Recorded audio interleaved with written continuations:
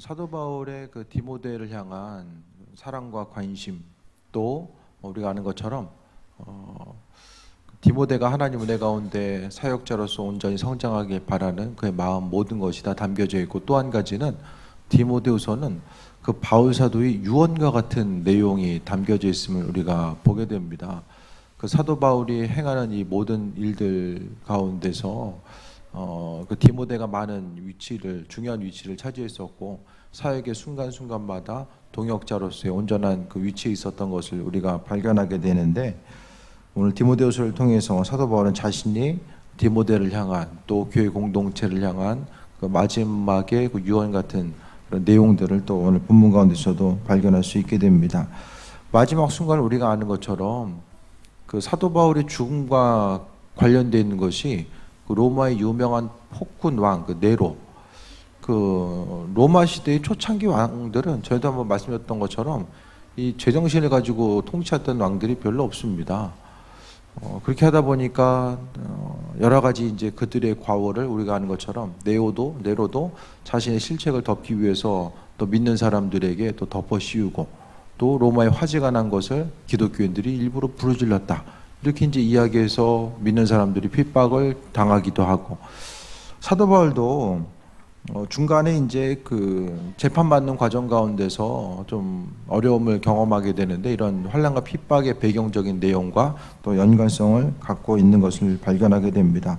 그래서 마지막 순간에 이 재판을 받고 또 나아가는 과정 가운데 보니까 주변에 그 증인으로서, 동역자로서 있어야 될 사람들이 많이 보이지 않는 거예요. 그러니까 사역에 한참 동안 함께했던 사람들이 또 어떤 여러 가지 이유들이 있었겠지만은 그 사역의 자리를 또 떠났던 사람들도 보여지게 되고, 사도 바울이 그 마지막 순간 후반기의 삶을 또 돌아볼 수 있는, 또 조명해 볼 수 있는 귀한 본문이 오늘 내용입니다. 너는 속히 내게로 오라. 누구한테 오라는 거죠? 디모데한테 오라는 거죠.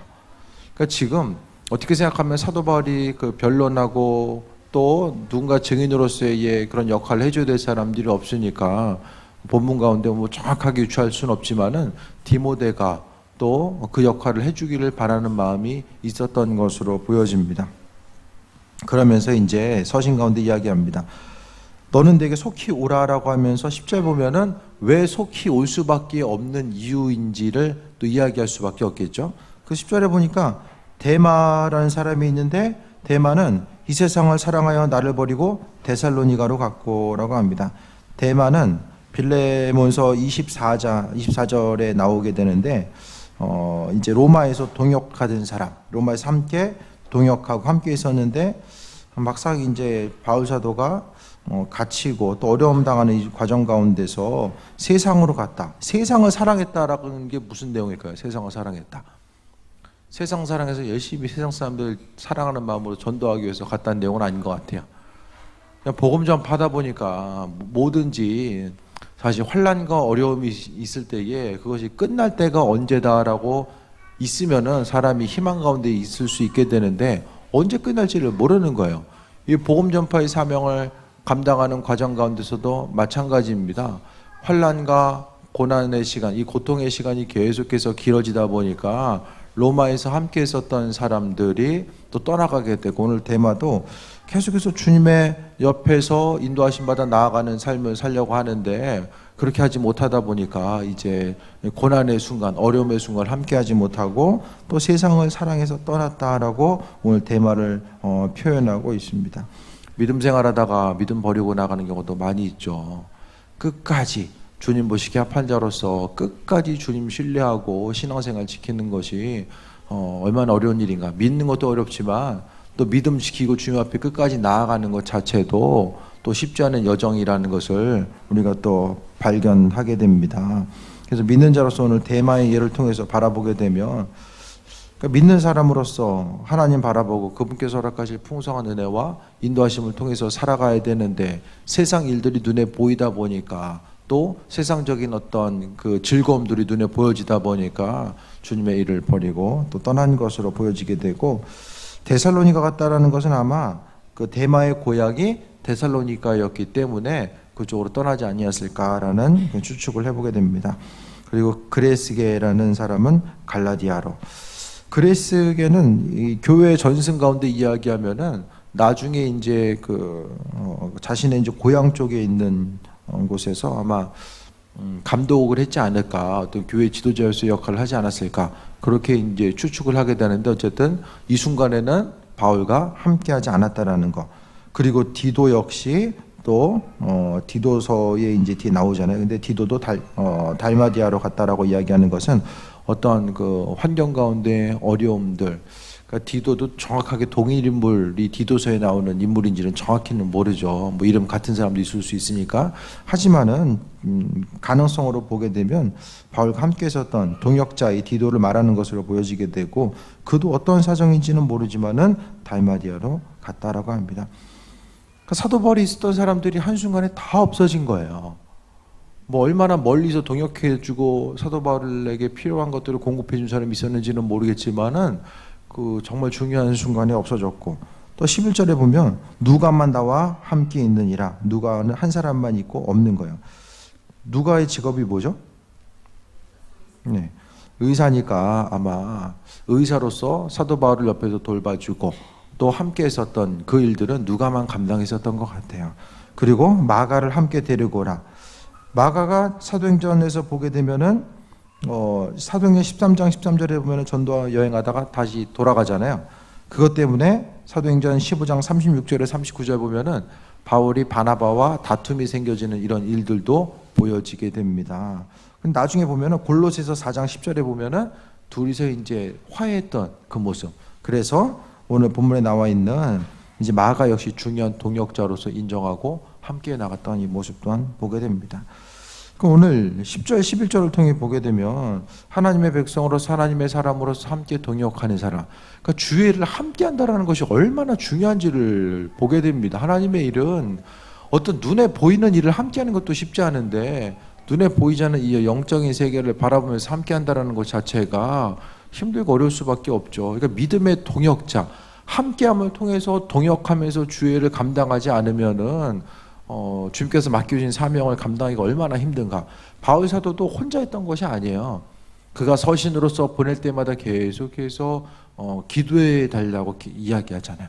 중보기도 요청을 그는 끊임없이 계속해서 하게 됩니다. 서신마다 나를 위해서 기도해 달라는 건 뭐예요? 결국에 복음 사역을 잘 감당할 수 있도록 나를 위해 기도해 달라라는 그 내용들을 잊지 않고 계속해서 이야기하고, 그는 특히 사람을 세우고 믿음의 동역자들과 함께 있었던 그 모습을 보여지게 됩니다. 그런데 그 사도 바울 성격 자체가 원래 이렇게 친화적으로 사람들과 융화되고 연합하는 그런 성격은 원래는 아니었어요.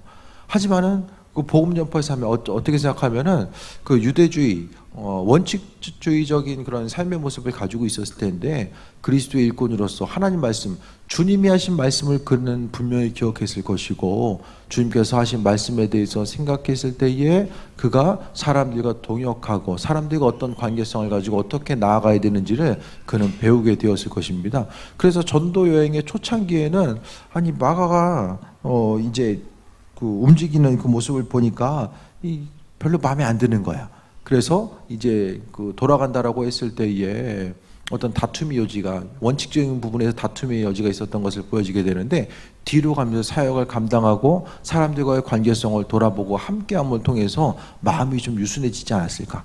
그러니까 주님의 말씀에 대해서 우리가 배우면 배울수록 습관적으로 사람 판단하는 것보다 우리가 중요한 것은 하나님 말씀이 그 심령 가운데 있으면은 판단하는 것이 얼마나 주님 보시기 합한 일이 아닌지를 생각하게 되고 마음속에 깨달아 알게 되며, 또 믿음으로 살아감에 있어서 이 동역자가 얼마나 중요한지로 우리가 보게 됩니다. 그러니까 신앙생활하면서 믿음의 동역자가 너무나도 중요하다는 것을 다시 한번 말씀드립니다. 우리의 삶의 순간순간마다 믿음의 동역자가 있기 때문에 내 믿음을 지킬 수 있고, 그 동역자로 인하여서 또 함께 믿지 않은 사람들을 구원하고 나아갈 수 있는 그 모든 것들 또한 동역자가 있기 때문에, 그러니까 교회 공동체는 초창기 초대 교회로부터 시작해서 함께 연합하고 일치되고 협력해서 움직여가는 이 과정들을 계속해서 보여주게 됩니다. 그래서 초대 교회는 뿔뿔이 혼자 흩어진 것이 아니라 어느 정도의 네트워크를 가지고 함께함을 통해서 나아가게 되는데, 성경을 통해 보게 되면 그 예루살렘 교회에 기근이 들었을 때에 마게도니아 교회, 또 고린도 교회가 힘을 합쳐서 독고지했었던 그 모습 또한 우리가 좋은 예로서 보게 됩니다. 12절에 두기고른 에베소로 보내었노라라고 이야기합니다. 왜 갔는지를 구체적으로 정확하게는 이야기하지 않지만은 오늘 성경을 통해서 각자 사정이 있어서 없기 때문에 오늘 본문을 통해서 오늘 디모데를 향해서 이제 이야기하는 거죠. 바울은 디모데 같은 동역자, 또 함께 했었던 그 동역자들이 있었기 때문에 그가 사역을 온전히 감당할 수 있었던 거죠. 그러니까 바울에게는 디모데를 만난 것이 참된 유익이었고, 또 디모데는 바울 사도를 바라보면서 목회 여정을 이렇게 해야 되는 거구나, 또 주님의 일꾼으로서의 삶을 살아가는 것 자체가 이런 것이구나, 그런 부분에 대해서 그는 깊이 깨달아 알고 믿는 자로서의 동역자의 위치에 있었고, 또 인도함 받는 자의 위치에 있었다는 것을 우리가 보게 됩니다. 13절에 내가 올 때에 내가 들어와 가보의 집에 둔 겉옷을 가지고 오고, 또 책은 특별히 가죽 종이에 쓴 것을 가지고 오라. 이 옷이라는 것은 이 평평한 그 네모난 그 천 같은 데다가 이 가운데에다가 우비 있죠, 우비. 옛날 우비처럼 목만, 우비도 머리는 가리네요. 그러니까 네모난 그 천 같은 데다가 가운데 구멍만 뚫어서 거기다가 머리만 집어넣고 나머지는 다 덮는 이런 비슷한 옷을 이야기하는 것 같아요. 왜 옷을 왜 가지고 오라고 했을까? 옷이 없어가지고 있는 옷 가지고 오라고 했을까? 그것보다는 이 옷에 대해서 이야기한 것은 엘리야가 하늘로 갔을 때에 엘리사가 이 갑절의 이런 그 능력과 기름 부으심에 대해서 이야기했잖아요. 마찬가지로 자신에게 있어서 어떻게 생각하면은 그 영적인 능력과 영적인 질서, 또 모든 하나님으로부터 받은 은혜를 이제 그 디모데에게 이양하는 듯한 이런 뉘앙스를 우리가 오늘 본문을 통해서 발견할 수 있게 됩니다. 그래서 이 성령의 기름 부으심, 그 기름 부으심이라는 것은 성경을 통해서도 엘리야의 예를 통해서 우리가 발견하게 되잖아요. 갑절의 능력에 대해서도 보게 되잖아요. 그런 성령의 능력 자체가 또 함께함을 통해서 기도라든지 또 함께 교제하고 안수기도라든지 그런 어떤 상징적인 행동, 또 하나님의 임재에 대한 행동을 통해서 그 능력이 흘러가게 되는 이런 과정 또한 우리가 발견할 수 있게 됩니다. 어쨌든 첫 번째 나와 있는 디모데가 얼마나 중요한 인물이었었는지를 이야기하죠. 그러니까 사람들도 보게 되면 정말 어려울 때 함께하는 사람, 좋을 때야 뭐 얼마든지 다 함께 있을 수 있잖아요. 그런데 힘들고 어려운 시기 함께할 수 있는 사람이 정말 믿음의 공동체이고 믿음의 동역자이고 또 믿음으로서 함께 살아가야 되는 사람들의 모습임을 또 발견할 수 있게 됩니다. 그래서 우리가 교회 공동체 가운데 중요한 것은 다른 사람들이 힘들고 어려웠을 때 내가 먼저 다가가서 믿는 자로서 함께함을, 또 그 마음이 중심이 있을 때 또 내가 힘들 때 다른 사람들이 또 아픔을 나누고 함께 교제하고 동역하는 그 귀한 삶을 살 수 있게 됩니다. 그래서 하나님께서 특별히 만나게 해준 사람, 사도 바울과 디모데는 이런 환경 가운데서 동역하는 동역자로서의 모습을 감당하게 됩니다. 근데 14절에 보면 정말 안타까운 사람이 나와요. 구리 세공업자. 이 당시에 보면은 이 금속을 세공하는 거, 뭐 구리라든지 금이라든지 이런 금속을 세공하는 기술 자체가 이제 발달이 돼서 많은 사람들이 뭐 장식품이라든지 이런 것들을 세공하는 그런 업자가 있었는데, 이 사람이 알렉산더라는 사람이 있었어요.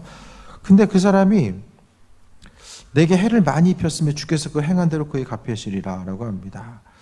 세공업자였는데 왜 그를 하나님이 갚으신다, 주께서 갚으신다. 15절을 보면은 너도 그를 주의하라. 그가 우리 말을 심히 대적하였느니라. 바울 사도가 했던 말에 대해서 그것이 아니다라고 이야기하고 대적했던 사람으로서 이야기하게 됩니다. 그러니까 아마 구리 세공업자로서 어느 정도의 그 일에 바빴으면 바울 사도가 하는 일 따라다니면서 옆에서 그거 방해했겠습니까? 어느 정도의 좀 부를 소유한 사람이 아니었을까? 직접적으로 어떤 기술을 가지고 움직이는 사람보다는 자신이 뭐 기술을 가지고 있었겠지만은 또 다른 사람들을 부리면서 일할 움직일 수 있는 그런 사람이 아니었을까 생각하게 되는데, 해를 많이 입혔다라고 이야기합니다. 사도 바울이 특별히 이름까지 지목하면서 그 사람이 나에게 해를 많이 입혔다라고 합니다. 생각나는 사람이 있으세요? 내게 해를 많이 입힌 사람. 해를 많이 입혔다라고. 그러면서 구구절절히 이야기하지 않냐고 주께서 행한 대로 갚으시리라. 한마디로 다 끝내버려요. 주님 알아서 하실 것이다. 그러니까 삶에 있어서 내게 어려움 주는 사람이 있다라고 할지라도 저 사람 용서가 안 된다. 그러면은 뭐 해야 됩니까? 주님 저 사람 이렇게 저렇게 해주세요라고 말할 필요도 없어요. 그냥 주께서 알아서 하시리라. 그럼 주님께서 알아서 하시는 거죠. 괜히 내 입술로서 범죄할 필요도 없고 뭐 하나님이 그 사람을 향한 계획하심과 인도하심이 있을 수도 있잖아요. 그러니까 사도 바울은 주께서 그 행한 대로 갚으시리라. 너도 그를 주의하라. 주의하라는 말. 왜냐면 자신을 괴롭혔던 그 사람이 또 이제 이단 사설 같아요. 복음이 사도 바울이 이야기하는 것에 대해서 반대로 이야기하거나 잘못된 생각을 집어넣던지 어쨌든 간에 계속해서 이단으로서 괴롭히고 또 해를 많이 입혔다는 것은 단순히 말로만이 아니라 실제적인 어떤 행동을 통해서 위협을 주는 요소들이 있지 않았습니까? 그래서 성경 가운데서 그 이름 자체가 이 본디오 빌라도와 더불어서 고난과 어려움을 줬었던 그 한 사람, 뭐 여러 사람들도 좋지 않은 예로 나오겠지만은 오늘 그 디모데서를 통해서 볼 수 있는 사람, 바울 사도를 정말로 괴롭혔었던 그 한 사람의 예를 볼 수 있는 것이 바로 알렉산더의 그 구리세공업자 알렉산더의 예를 통해서 우리가 발견할 수 있게 됩니다. 하나님의 사람으로서 우리가 살아감에 있어서 때로는 사람이 고통받는 거는 대부분 사람 때문에 어렵잖아요. 다른 것보다도 어떤 문제가 해결된다라고 할지라도 순간순간 이 뭐라고 할까요? 겉으로 보이는 상처는 이렇게 상처가 아물면은 금방 사라지게 되는데 이 내상을 입게 되면은 좀 어려움이 있어요. 그게 이제 또 기억나고 또 고난과 어려움의 요소로서 다가올 수 있게 되는 거. 이번에 이제 그 지방에 모여서 또 갔는데 또 한 분이 그런 얘기를 하는 거예요. 교회 가운데서의 이제 어떤 교회가 아무 일이 없으면 별로 이렇게 다툼의 여지도 없어요. 근데 어떤 새롭게 뭘 하거나 또 관계성 가운데 새롭게 만들어가야 될 것들이 있으면은 어떤 변화의 요소라든지 시스템이 달라진 어떤 일들 또 뭐 여러 가지 이제 내부적인 환경들 가운데서 봤을 때에 이제 교회 가운데서 문제가 있어가지고 어려움 당하게 되잖아요. 관계성 가운데 목회자와 또 평신도 성도들 가운데 어려움이 있을 때에 그냥 그 문제가 해결은 된다라고 할지라도 이게 내상이 있더라는 거예요. 그 순간은 지나가요. 잘 마무리되고 지나가는데 근데 순간순간 이제 그때 일이 이제 기억이 남을 수 있다라는 거죠. 그게 이제 성도들 한 사람 한 사람 관계성일 수도 있고 목회자와 또 성도들과의 관계성일 수도 있잖아요. 근데 중요한 것은 항상 하나님 보시기에 합한 자로서 믿음으로 동역하고 나아가기에도 이제 쉽지 않은 시대를 우리가 살아가고 있기 때문에 항상 우리는 하나님의 말씀 가운데 그 동역하는 온전한 삶의 모습을 가지고 있어줘야 됩니다. 그래서 항상 교회 공동체 가운데서도 좀 말로서 서로 어렵게 하는 부분들은 좀 조심해야 되고 또 행동으로서도 마찬가지입니다. 서로 교회 공동체, 지금은 교회 공동체는 바깥 외부적인 그런 어려움의 요소와 싸워 이기기에도 벅찬 이 시대를 살아가고 있습니다. 교회 공동체가 유지되는 것이 정말 힘들고 어려운 시대를 살아가고 있다는 것을 말씀드립니다. 그렇기 때문에 우리는 나와 있는 것처럼 사도 바울과 그 디모데의 관계성 같이 가야 되죠. 그게 아니라 만약에 바울과 알렉산더의 관계성이 되면은 주께서 갚으시리라. 이게 교회 공동체 가운데서 다 주의 이름을 위해서 모였는데 그렇게 되면 좀 어려움이 있을 수밖에 없죠. 그래서 알렉산더라고 하는 사람, 성경의 이름 자체가 정말 하나님의 일, 성경이라고 하는 이 존귀한 이 서신 가운데서 이름 자체가 남겨진 것이 주께서 갚으시리라 이 한마디로 남겨지며 이 인생 자체가 얼마나 안타까운 인생이었는가를 우리가 또 발견할 수 있게 되고 또 말을 우리 아들 심히 그가 대적했다라고 하는 것 주의하라는 것. 그러니까 믿는 자로서 우리는 하나님의 동역자로서의 온전한 삶을 살아가야 됨을 보게 됩니다. 16절에 내가 처음 변명할 때에 나와 함께한 자가 하나도 없고 다 나를 버렸으나 변명이라는 것은 이 재판장에 섰을 때 자신을 이제 변론하는 거죠. 그 과정 가운데 있는데 다 나를 버렸고 주변에 있는 사람이 없는 거예요. 자신을 변호해 줄 수 있는 사람, 함께 교제하고 동역할 수 있는 사람이 없고, 그렇게 하다 보니까 하지만은 사도 바울은 그 허물을 돌리지 않길 원한다. 그들에게는 그 허물을 돌리지 않길 원한다. 그래서 나름대로 좀 사정이 있겠지, 나름대로 어려움이 있겠지라고 생각하면서 그 허물 자체를 그들에게 돌리지 않길 원했다. 또 사도 바울의 마음.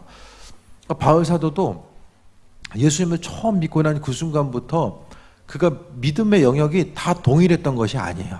신학적인 생각과 사상도 조금씩 그 서신들을 연구하다 보면은 초창기에 사도 바울의 이야기했던 것과 후반기에 그 가지고 있었던 신앙의 고백이 다르게 나타나게 됩니다. 그 믿음도 조금씩 더 깊어지고 성장해가고, 인격적인 부분도 깊어지고 성장해가고, 오늘 본문을 통해서도 그가 주변에 있었던 사람들이 없어지고 나니까 어떻게 그럴 수가 있지? 그게 아니라 그들에게 허물을 돌리지 않길 원한다. 이건 누가 했던 얘기예요? 스데반이 얘기했잖아요. 스데반이 죽을 때 저들에게 하나님 모르고 한 것이니까 하나님 용서해달라고 하나님께 간구하는 그 모습을, 그때 누가 있었습니까? 그 용서에 대한 그 대상 자체가 사도 바울이었었잖아요. 그 순간을 생각했을 때 항상 전에도 말씀드리지만은 바울 사도의 그 평생에 있어서의 복음 전파의 그 중간 그 평생을 통해서 스데반의 그 사건 자체, 스데반이 담대하게 복음을 전하고 또 돌에 맞아 죽는 그 순간 자체, 마지막까지 그가 보여줬던 그런 마음의 생각과 중심은 머리에 각인이 됐을 거라고 생각합니다. 그것을 통해서 하나님의 도우심과 인도하심, 그것에 대해서 분명히 기억하고 나아갔을 것으로 또 생각이 됩니다. 그랬을 때에 나와 함께한 자가 하나도 없고 다 나를 버렸으나 그들에게 허물을 돌리지 않길 원합니다 라고 또 이야기하고, 그 다음에 17절, 주께서 내 곁에 있어서 나에게 힘을 주심은 나로 말미암아 선포된 말씀이 온전히 전파되어 모든 이방인들이 듣게 하려 하심이니, 사도 바울은 항상 하나님께서 힘을 주셔서 내가 믿음으로 이 사역들을 감당할 수 있게 되었다라는 생각과 마음의 중심을 항상 가지고 있었던 것 같아요. 그러니까 내가 가지고 있는 지식과 어떤 스스로의 능력과 어떤 배경적인 것 가지고 복음을 전했던 것이 아니라 하나님께서 나와 함께 하시고 인도하셔서 그분의 힘과 능력을 가지고 내가 지금 복음 전파의 사명을 감당하고 있구나, 그 사실에 대해서 믿음으로 감당함에 있어서 선포했던 것을 또 이야기하고 있고, 또 그의 핵심적인 사역 자체가 보게 되면은 모든 이방인들, 선포된 말씀이 온전히 전파되어 모든 이방인이 듣게 되는 것. 근데 그 중심엔 나로 말미암아 하나님께서 나를 사용하셔서 복음 전파의 사명을 감당할 수 있도록 은혜로 베풀으셨다는 사실을 다시 한번 믿음으로써 고백하고 있는 것을 보게 됩니다. 그래서 우리가 우리에게 하여금 힘을 주시는 것, 하나님이 우리에게 힘을 주시고 인도하신다라는 것, 그 부분을 항상 우리는 잊지 말아야 됩니다. 우리가 믿음의 동역자로서의 온전한 삶을 살아가는 것, 우리가 하나님 보시기에 합한 일꾼인가 아닌가는 어떻게 알게 됩니까? 고난의 순간이죠. 교회 공동체 가운데서의 어려움의 순간이 때로는 있다라고 할지라도 그 어려움의 순간을 함께 협력해서 선을 이루고 나아가느냐 그렇지 않느냐, 이것 따라서 달라지는 거죠. 교회가 어려울 때는 언제죠? 여러 가지 다양한 어려움의 시기에 있을 수 있죠. 담임자가 또 교체되는 시기라든지, 특히 이제 대부분 목사님들은 교회 건축해 보면은 일꾼이 누구인지가 다 이제 알게 된다라는 거예요. 왜냐하면 교회 건축이라는 시기는 정말로 우리가 행동을 통해서 움직이고 행하지 아니하면 안 되는 시기고, 또 그것이 아니면 또 어려움을 또 함께 이겨나기가 어렵기 때문에, 그 건축이라는 것을 통해서 하나님의 일꾼인지 아닌지가 물론 얼마나 수고하고 헌신하고 그것을 이야기하는 것이 아니라 얼마나 그 안에 마음을 쏟는가, 그것의 문제인 것 같아요. 그래서 그 일들을 통해서, 어려움을 통해서 함께, 그러니까 스스로는 잘 모르거든요. 저도 모르고 여러분도 몰라요. 실제적으로 그 순간이 돼봐야지만이 내가 하나님 보시기에 누구인가가 잘 분별되고 나아갈 수 있는 거죠. 18절 보겠습니다. 주께서, 18절 같이 읽을까요? 시작. 주께서 나를 모든 악한 일에서 건져내시고 또 그의 천국에 들어가도록 구원하시리니 그에게 영광이 세세 무궁토록 있을지어다. 아멘. 누가 건져주세요? 하나님이 모든 악한 일에서 건져주신다.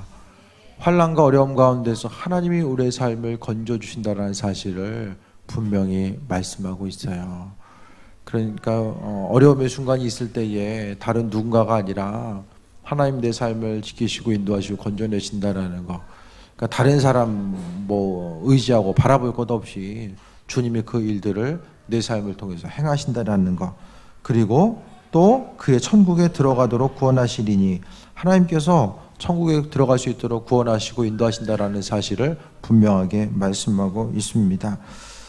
오늘 그 디모데후서의 핵심적인 내용 자체는 4장 부분에 다 나와 있어요. 우리가 아는 것처럼 그 4장 6절부터 8절까지의 모습 자체가 자신의 마지막을 준비하면서 의로우신 재판장이신 주님을 바라봄에 있어서 마지막을 이야기하고 9절부터는 약간 이 부가적인 설명 가운데 이제 나아가는 것으로서 이 천국에 대한 소망함, 바울 사도가 믿음의 동역자들과 함께 있었고 그가 과정 가운데서 하나님이 그의 삶을 어떻게 이끄시고 인도하셨는지를 또 비춰주면서 오늘 본문 가운데 그가 천국에 대한 소망함을 붙들고 끝까지 나아가고 있다는 사실 자체를 우리가 발견하게 됩니다. 믿는 자로서 하나님의 일꾼으로서의 온전한 삶은 하나님 나라에 대한 소망함 자체가 우리로 하여금 그 일들을 또 감당하게 됩니다. 그 삶의 순간순간마다 더 주님을 바라보고 또 하루하루의 삶의 여정 자체가 하나님께서 원하시는 삶이 무엇인지를 돌아봐야 되고, 그러니까 결국 시간은 금방 또 흘러가잖아요. 시간의 흐름 자체를 거슬릴 수 있는 사람은 없고,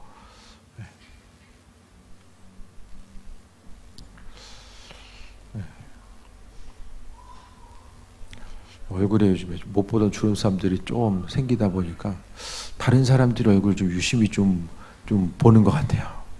보면서 그러니까 시대를 함께 있었던 사람들, 교회뿐만은 아니라 주변에서도 한 10년 이상 함께 이제 주변에서 살아간 사람들을 보니까 전에는 잘 몰랐었는데 자세히 보다 보니까 이렇게 없던 줄이 가잖아요.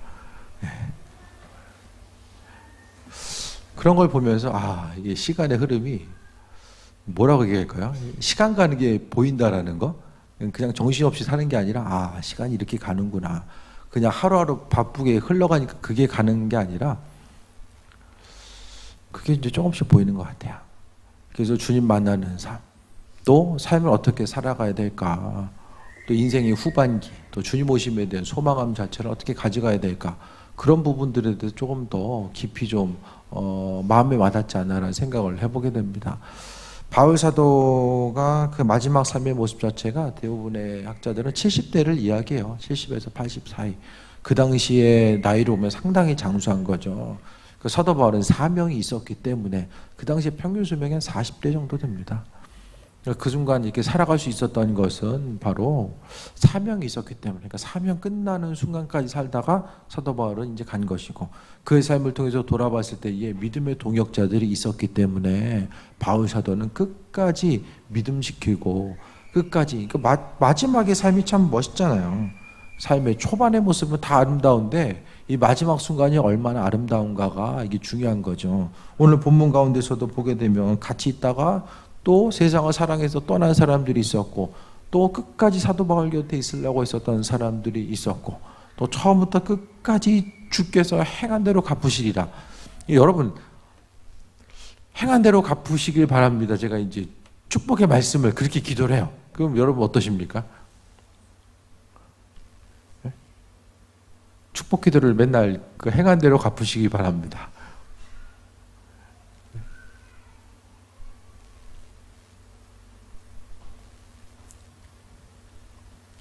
그러니까 우리에게 은혜가 필요한 거예요. 주님의 은혜가 그래서 필요해요.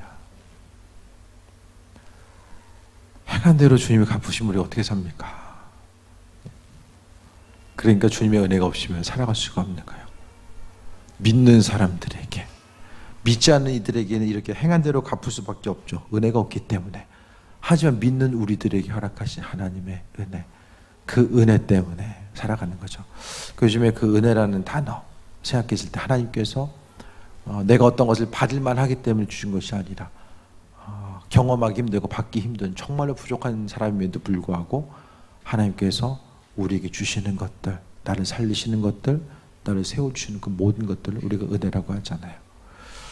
말씀 정리합니다. 마지막까지 온전한 충성된 일꾼.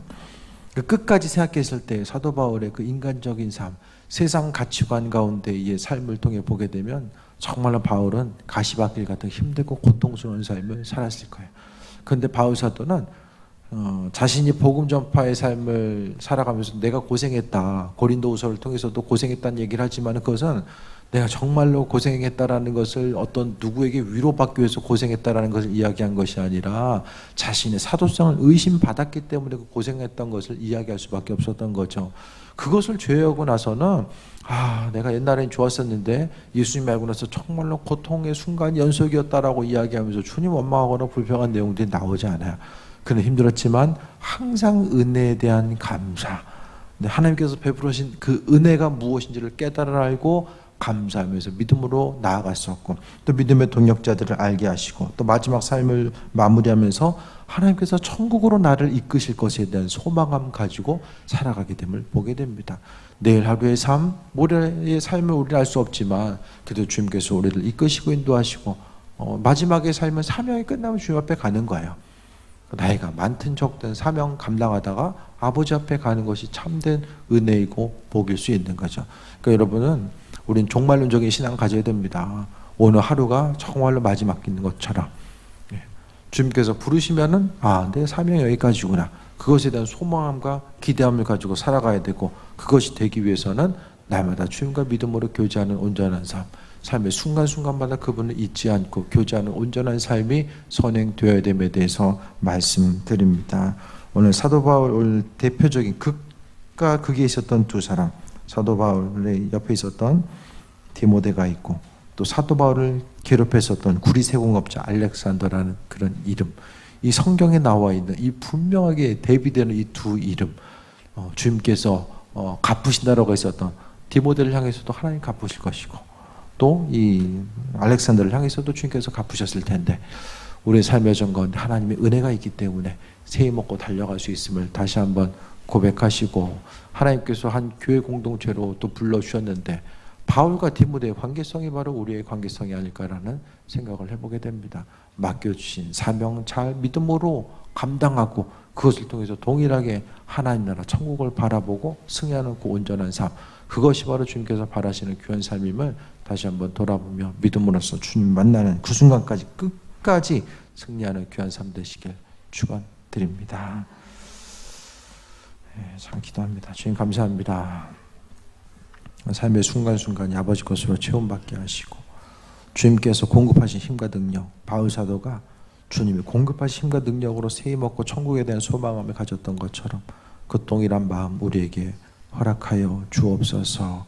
주님 바라보다가 세상을 향해 떠나갔었던 그런 모습이 아니라 믿음으로써 승리하며 끝까지 하나님 허락하신 은혜 가운데 믿음 지키고 승리하며 아버지께 나아가는 귀한 삶이 될 수 있도록 인도하옵소서.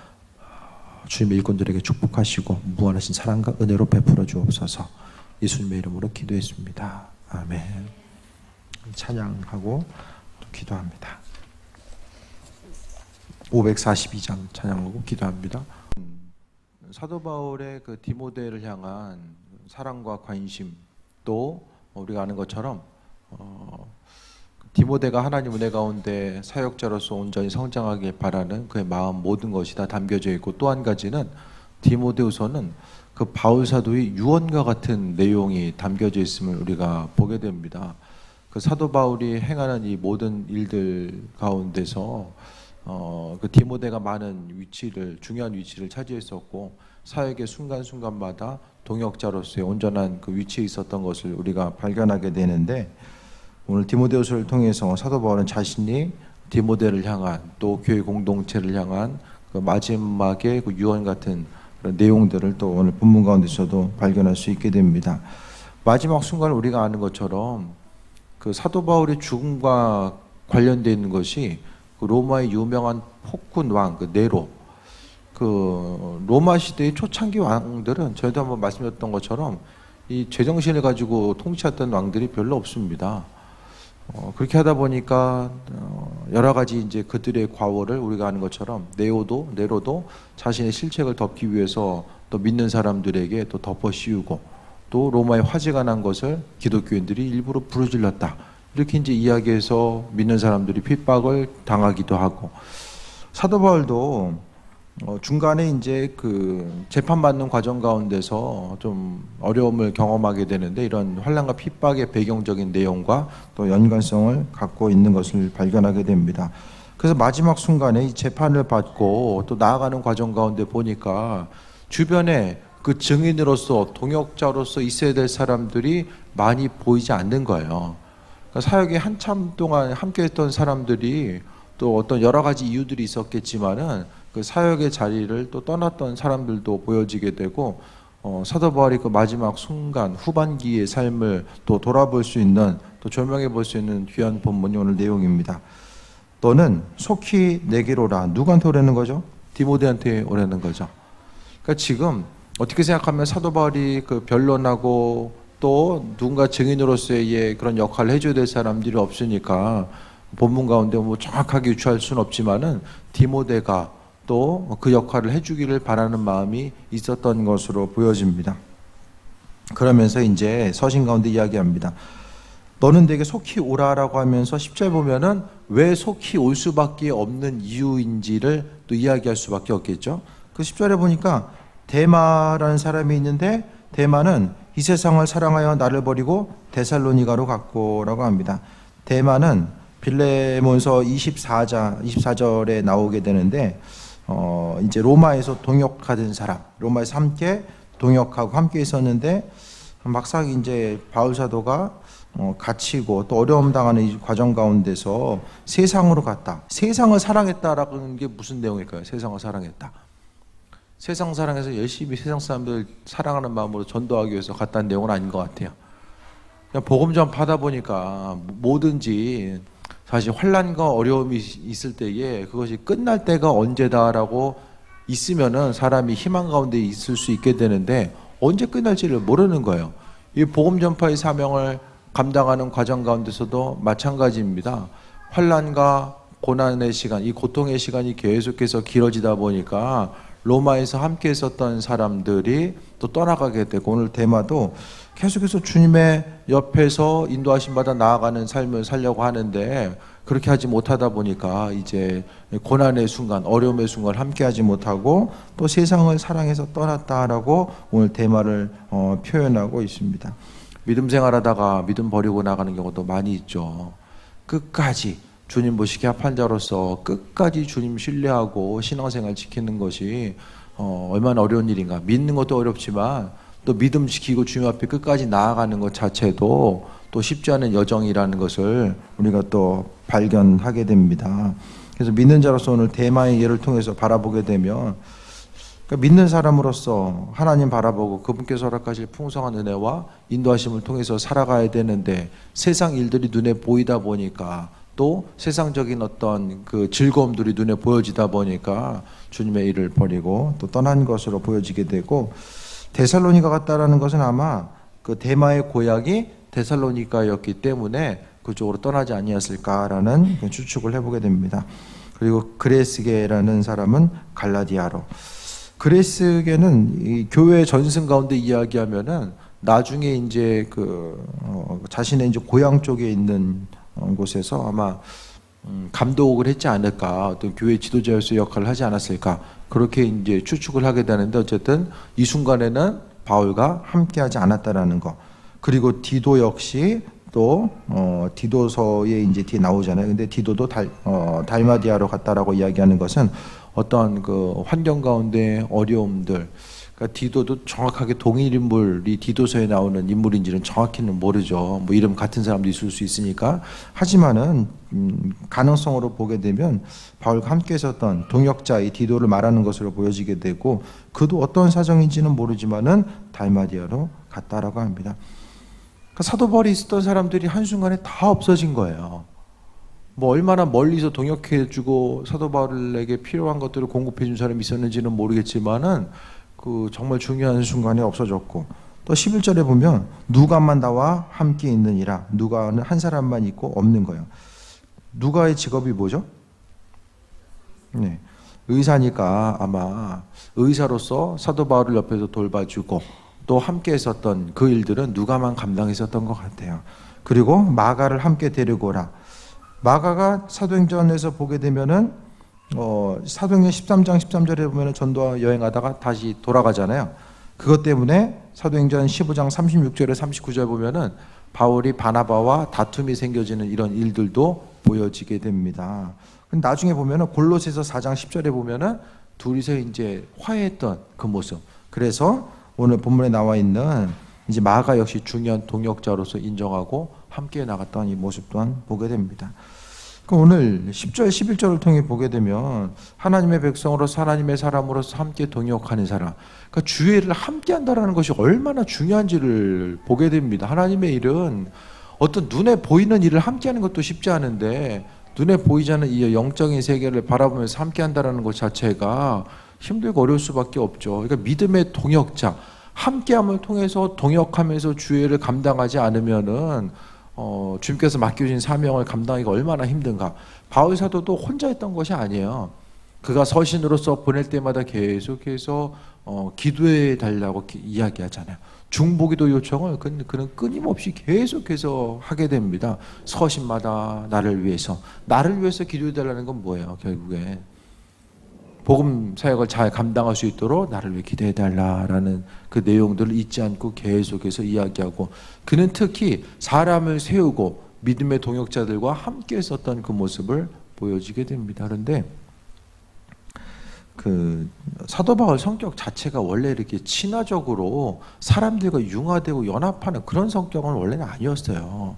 하지만은 그 복음 전파에서 하면 어떻게 생각하면은 그 유대주의 원칙주의적인 그런 삶의 모습을 가지고 있었을 텐데, 그리스도의 일꾼으로서 하나님 말씀, 주님이 하신 말씀을 그는 분명히 기억했을 것이고 주님께서 하신 말씀에 대해서 생각했을 때에 그가 사람들과 동역하고 사람들과 어떤 관계성을 가지고 어떻게 나아가야 되는지를 그는 배우게 되었을 것입니다. 그래서 전도 여행의 초창기에는 아니 마가가 이제 그 움직이는 그 모습을 보니까 별로 마음에 안 드는 거야.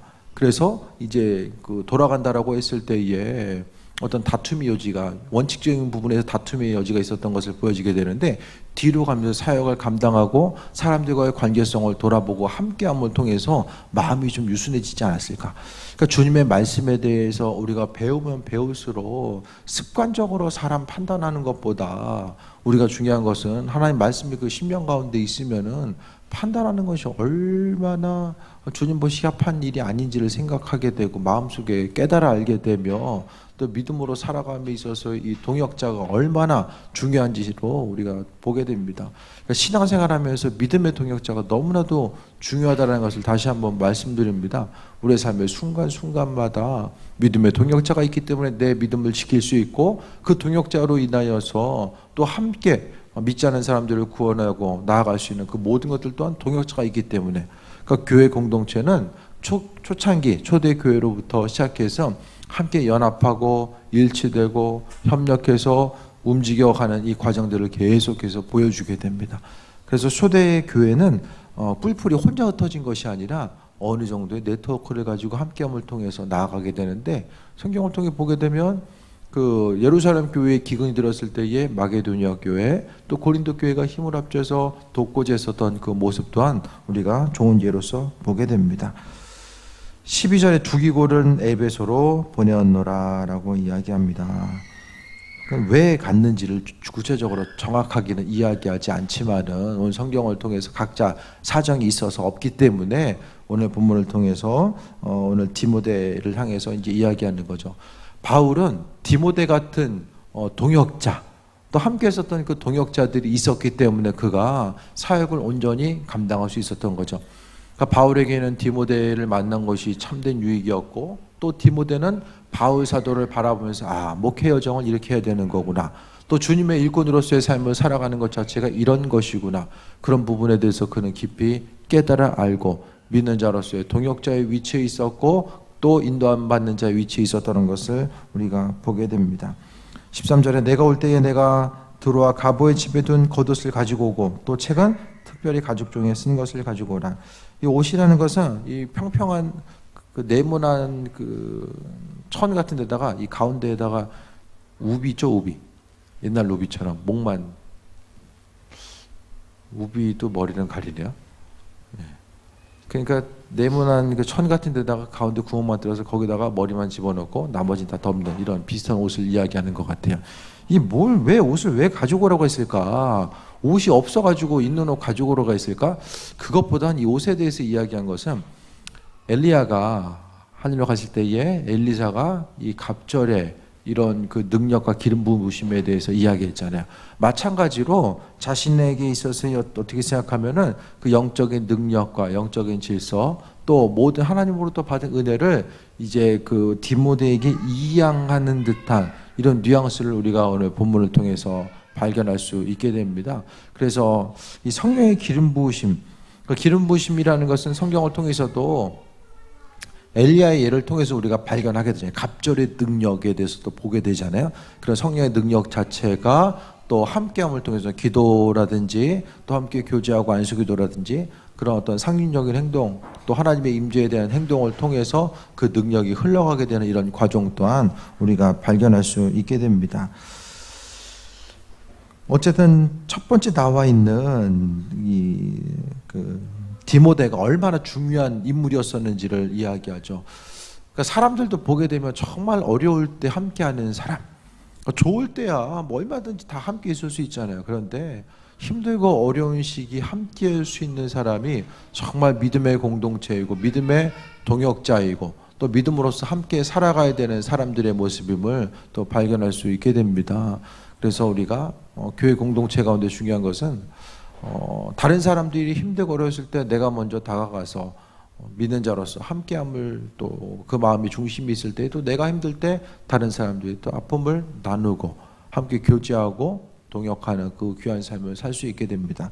그래서 하나님께서 특별히 만나게 해준 사람 사도 바울과 디모데는 이런 환경 가운데서 동역하는 동역자로서의 모습을 감당하게 됩니다. 근데 14절에 보면 정말 안타까운 사람이 나와요. 구리 세공업자. 이 당시에 보면은 이 금속을 세공하는 거, 뭐 구리라든지 금이라든지 이런 금속을 세공하는 기술 자체가 이제 발달이 돼서 많은 사람들이 뭐 장식품이라든지 이런 것들을 세공하는 그런 업자가 있었는데 이 사람이 알렉산더라는 사람이 있었어요. 근데 그 사람이 내게 해를 많이 입혔으며 주께서 그 행한 대로 그의 갚으시리라라고 합니다. 세공업자였는데 왜 그를 하나님이 갚으신다, 주께서 갚으신다. 15절을 보면은 너도 그를 주의하라. 그가 우리 말을 심히 대적하였느니라. 바울 사도가 했던 말에 대해서 그것이 아니다라고 이야기하고 대적했던 사람으로서 이야기하게 됩니다. 그러니까 아마 구리 세공업자로서 어느 정도의 그 일에 바빴으면 바울 사도가 하는 일 따라다니면서 옆에서 그거 방해했겠습니까? 어느 정도의 좀 부를 소유한 사람이 아니었을까? 직접적으로 어떤 기술을 가지고 움직이는 사람보다는 자신이 뭐 기술을 가지고 있었겠지만은 또 다른 사람들을 부리면서 일할 움직일 수 있는 그런 사람이 아니었을까 생각하게 되는데 해를 많이 입혔다라고 이야기합니다. 사도 바울이 특별히 이름까지 지목하면서 그 사람이 나에게 해를 많이 입혔다라고 합니다. 생각나는 사람이 있으세요? 내게 해를 많이 입힌 사람. 해를 많이 입혔다라고. 그러면서 구구절절히 이야기하지 않냐고 주께서 행한 대로 갚으시리라. 한마디로 다 끝내버려요. 주님 알아서 하실 것이다. 그러니까 삶에 있어서 내게 어려움 주는 사람이 있다라고 할지라도 저 사람 용서가 안 된다. 그러면은 뭐 해야 됩니까? 주님 저 사람 이렇게 저렇게 해주세요라고 말할 필요도 없어요. 그냥 주께서 알아서 하시리라. 그럼 주님께서 알아서 하시는 거죠. 괜히 내 입술로서 범죄할 필요도 없고 뭐 하나님이 그 사람을 향한 계획하심과 인도하심이 있을 수도 있잖아요. 그러니까 사도 바울은 주께서 그 행한 대로 갚으시리라. 너도 그를 주의하라. 주의하라는 말. 왜냐면 자신을 괴롭혔던 그 사람이 또 이제 이단 사설 같아요. 복음이 사도 바울이 이야기하는 것에 대해서 반대로 이야기하거나 잘못된 생각을 집어넣던지 어쨌든 간에 계속해서 이단으로서 괴롭히고 또 해를 많이 입혔다는 것은 단순히 말로만이 아니라 실제적인 어떤 행동을 통해서 위협을 준 요소들이 있지 않았습니까? 그래서 성경 가운데서 그 이름 자체가 이 본디오 빌라도와 더불어서 고난과 어려움을 줬었던 그 한 사람, 뭐 여러 사람들도 좋지 않은 예로 나오겠지만은 오늘 그 디모데서를 통해서 볼 수 있는 사람, 바울 사도를 정말로 괴롭혔었던 그 한 사람의 예를 볼 수 있는 것이 바로 알렉산더의 그 구리세공업자 알렉산더의 예를 통해서 우리가 발견할 수 있게 됩니다. 하나님의 사람으로서 우리가 살아감에 있어서 때로는 사람이 고통받는 거는 대부분 사람 때문에 어렵잖아요. 다른 것보다도 어떤 문제가 해결된다라고 할지라도 순간순간 이 뭐라고 할까요? 겉으로 보이는 상처는 이렇게 상처가 아물면은 금방 사라지게 되는데 이 내상을 입게 되면은 좀 어려움이 있어요. 그게 이제 또 기억나고 또 고난과 어려움의 요소로서 다가올 수 있게 되는 거. 이번에 이제 그 지방에 모여서 또 갔는데 또 한 분이 그런 얘기를 하는 거예요. 교회 가운데서의 이제 어떤 교회가 아무 일이 없으면 별로 이렇게 다툼의 여지도 없어요. 근데 어떤 새롭게 뭘 하거나 또 관계성 가운데 새롭게 만들어가야 될 것들이 있으면은 어떤 변화의 요소라든지 시스템이 달라진 어떤 일들 또 뭐 여러 가지 이제 내부적인 환경들 가운데서 봤을 때에 이제 교회 가운데서 문제가 있어가지고 어려움 당해야 되잖아요. 관계성 가운데 목회자와 또 평신도 성도들 가운데 어려움이 있을 때에 그냥 그 문제가 해결은 된다라고 할지라도 이게 내상이 있다라는 거예요. 네. 그 순간은 지나가요. 잘 마무리되고 지나가는데 근데 순간순간 이제 그때 일이 이제 기억이 남을 수 있다라는 거죠. 그게 이제 성도들 한 사람 한 사람 관계성일 수도 있고 목회자와 또 성도들과의 관계성일 수도 있잖아요. 근데 중요한 것은 항상 하나님 보시기에 합한 자로서 믿음으로 동역하고 나아가기에도 이제 쉽지 않은 시대를 우리가 살아가고 있기 때문에 항상 우리는 하나님의 말씀 가운데 그 동역하는 온전한 삶의 모습을 가지고 있어줘야 됩니다. 그래서 항상 교회 공동체 가운데서도 좀 말로서 서로 어렵게 하는 부분들은 좀 조심해야 되고 또 행동으로서도 마찬가지입니다. 서로 교회 공동체, 지금은 교회 공동체는 바깥 외부적인 그런 어려움의 요소와 싸워 이기기에도 벅찬 이 시대를 살아가고 있습니다. 교회 공동체가 유지되는 것이 정말 힘들고 어려운 시대를 살아가고 있다는 것을 말씀드립니다. 그렇기 때문에 우리는 나와 있는 것처럼 사도 바울과 그 디모데의 관계성 같이 가야 되죠. 그게 아니라 만약에 바울과 알렉산더의 관계성이 되면은 주께서 갚으시리라. 이게 교회 공동체 가운데서 다 주의 이름을 위해서 모였는데 그렇게 되면 좀 어려움이 있을 수밖에 없죠. 그래서 알렉산더라고 하는 사람, 성경의 이름 자체가 정말 하나님의 일, 성경이라고 하는 이 존귀한 이 서신 가운데서 이름 자체가 남겨진 것이 주께서 갚으시리라 이 한마디로 남겨지면 이 인생 자체가 얼마나 안타까운 인생이었는가를 우리가 또 발견할 수 있게 되고 또 말을 우리 아들 심히 그가 대적했다라고 하는 것 주의하라는 것. 그러니까 믿는 자로서 우리는 하나님의 동역자로서의 온전한 삶을 살아가야 됨을 보게 됩니다. 16절에 내가 처음 변명할 때에 나와 함께한 자가 하나도 없고 다 나를 버렸으나, 변명이라는 것은 이 재판장에 섰을 때 자신을 이제 변론하는 거죠. 그 과정 가운데 있는데 다 나를 버렸고 주변에 있는 사람이 없는 거예요.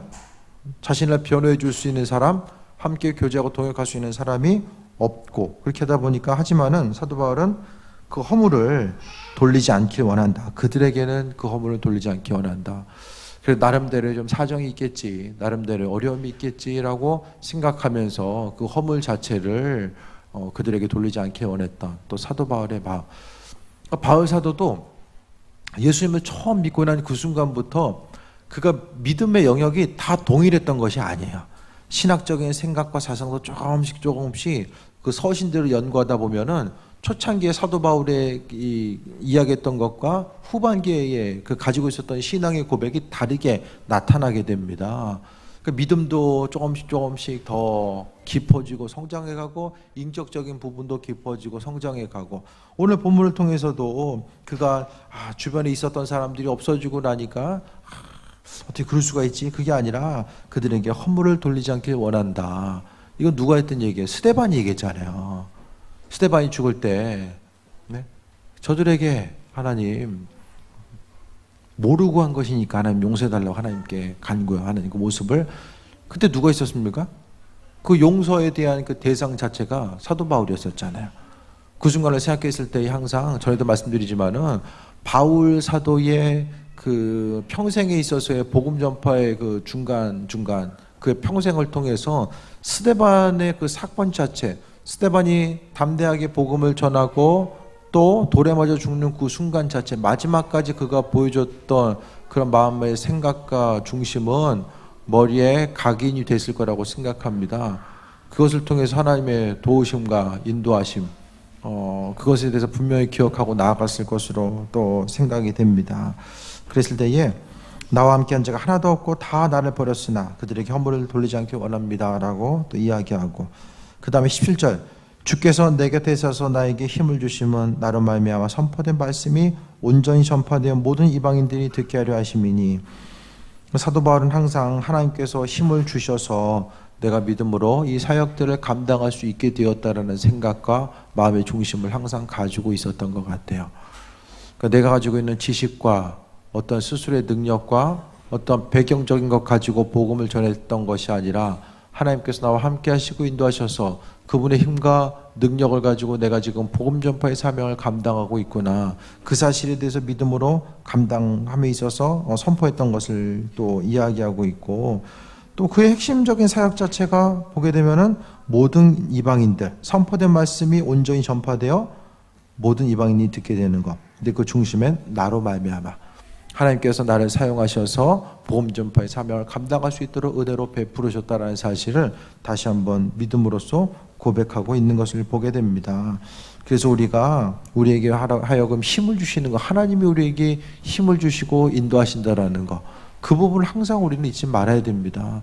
우리가 믿음의 동역자로서의 온전한 삶을 살아가는 것, 우리가 하나님 보시기에 합한 일꾼인가 아닌가는 어떻게 알게 됩니까? 고난의 순간이죠. 교회 공동체 가운데서의 어려움의 순간이 때로는 있다라고 할지라도 그 어려움의 순간을 함께 협력해서 선을 이루고 나아가느냐 그렇지 않느냐, 이것 따라서 달라지는 거죠. 교회가 어려울 때는 언제죠? 여러 가지 다양한 어려움의 시기가 있을 수 있죠. 담임자가 또 교체되는 시기라든지, 특히 이제 대부분 목사님들은 교회 건축해 보면은 일꾼이 누구인지가 다 이제 알게 된다라는 거예요. 왜냐하면 교회 건축이라는 시기는 정말로 우리가 행동을 통해서 움직이고 행하지 아니하면 안 되는 시기고, 또 그것이 아니면 또 어려움을 또 함께 이겨나기가 어렵기 때문에, 그 건축이라는 것을 통해서 하나님의 일꾼인지 아닌지가 물론 얼마나 수고하고 헌신하고 그것을 이야기하는 것이 아니라 얼마나 그 안에 마음을 쏟는가, 그것의 문제인 것 같아요. 그래서 그 일들을 통해서 어려움을 통해서 함께, 스스로는 잘 모르거든요. 저도 모르고 여러분도 몰라요. 실제적으로 그 순간이 돼봐야지만이 내가 하나님 보시기에 누구인가가 잘 분별되고 나아갈 수 있는 거죠. 18절 보겠습니다. 주께서 18절 같이 읽을까요? 시작.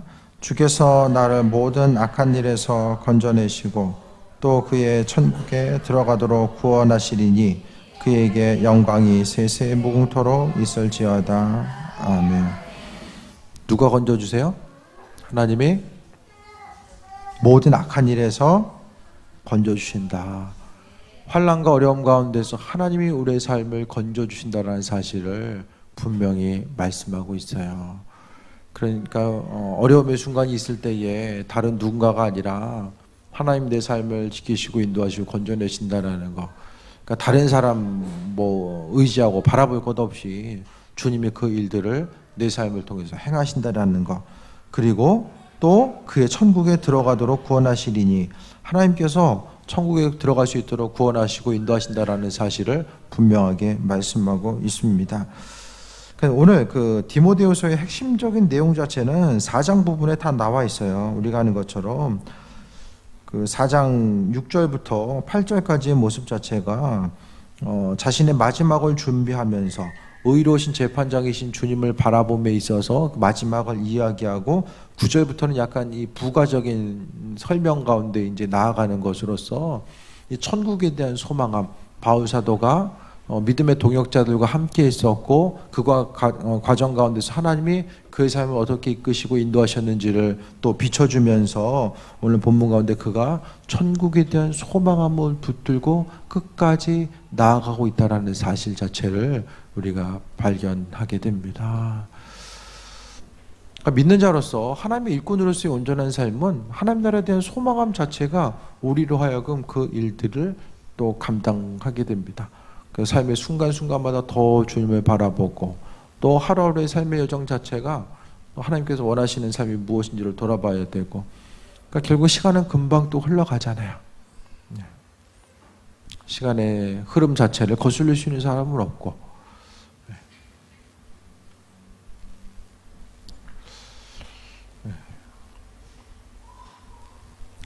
얼굴에 요즘에 못 보던 주름살들이 좀 생기다 보니까 다른 사람들의 얼굴을 좀 유심히 좀 보는 것 같아요.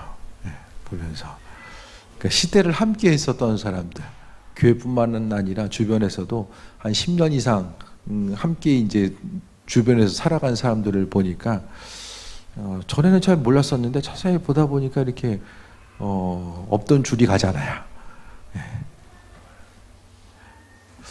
그런 걸 보면서 이게 시간의 흐름이 뭐라고 얘기할까요? 시간 가는 게 보인다라는 거?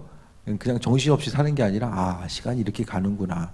그냥 하루하루 바쁘게 흘러가니까 그게 가는 게 아니라 그게 이제 조금씩 보이는 것 같아요. 그래서 주님 만나는 삶, 또 삶을 어떻게 살아가야 될까, 또 인생의 후반기, 또 주님 오심에 대한 소망함 자체를 어떻게 가져가야 될까, 그런 부분들에 대해서 조금 더 깊이 좀 마음에 와닿지 않나라는 생각을 해보게 됩니다. 바울 사도가 그 마지막 삶의 모습 자체가 대부분의 학자들은 70대를 이야기해요. 70에서 80 사이. 그 당시에 나이로 보면 상당히 장수한 거죠. 그 사도 바울은 사명이 있었기 때문에 그 당시 평균 수명이 한 40대 정도 됩니다. 그 순간 이렇게 살아갈 수 있었던 것은 바로 사명이 있었기 때문에, 그러니까